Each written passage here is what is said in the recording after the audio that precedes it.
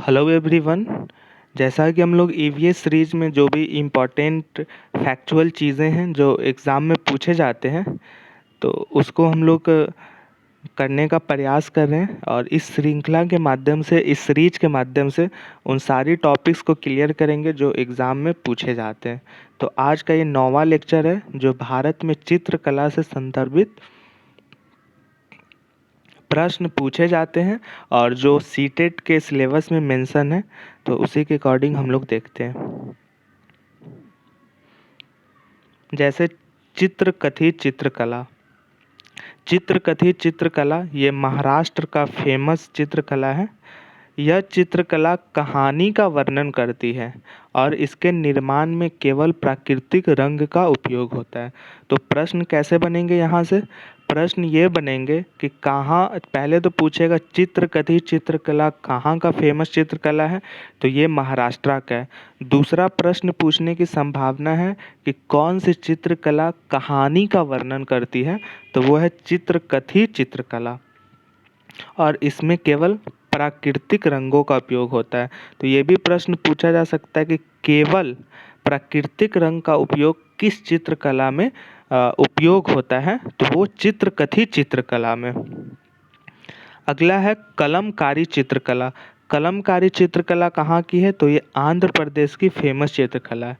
इसमें कपड़ों पर ब्लॉक प्रिंटिंग के रूप में की जाती है और इसमें प्राकृतिक रंगों का उपयोग किया जाता है। तो पहला यहाँ से प्रश्न बनेंगे कि कलमकारी चित्रकला कहाँ की फेमस चित्रकला है, तो ये आंध्र प्रदेश की है और इसकी जो चित्रकला बनती है वो बेसिकली कपड़ों पर ब्लॉक पेंटिंग के रूप में बनती है। अगला है महबूबनी चित्रकला, सॉरी ये गलत पे है, मधुबनी चित्रकला होगा। तो मधुबनी चित्रकला जो फेमस है वो है बिहार के लिए। इसमें पत्ते, फूल, जानवर, पक्षी और मनुष्यों की जैसी प्राकृतिक वस्तुओं को चित्रित किया जाता है और इसमें प्राकृतिक रंग नील, हल्दी और समान फूल से रंगों का उपयोग किया जाता है।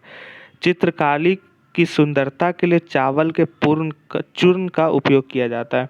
तो पहला है कि मधुबनी चित्रकला, ये बिहार के मधुबनी डिस्ट्रिक्ट में फेमस है, जिसमें फूल, जानवर आदि के जो पेंटिंग्स हैं, चित्रकारी जो किया जाता है वो किया जाता है और इसमें जो प्रयोग होता है वो नील, हल्दी और समान फूलों के जो रंग होते हैं उसी को निचोड़ कर कलर बनाया जाता है और उसी के माध्यम से इस पेंटिंग को किया जाता है। एक और इम्पोर्टेंट यहाँ से पूछा जाए कि चावल के चूर्ण जो है उसको पीस कर रंग के फॉर्म में ट्रांसफॉर्म किया जाता है और उससे मधुबनी चित्रकला बनाई जाती है। अगला है पाटा चित्रकला। पाटा चित्रकला पिछले साल प्रश्न आया भी है कि फार चित्रकला लास्ट ईयर आया था कि ये कहाँ की फेमस चित्रकला है, तो ये राजस्थान की। तो पाट चित्रकला ये उड़ीसा की फेमस चित्रकला है और ये कपड़ों पर की जाती है और प्राकृतिक रंगों या खनिजों का उपयोग किया जाता है।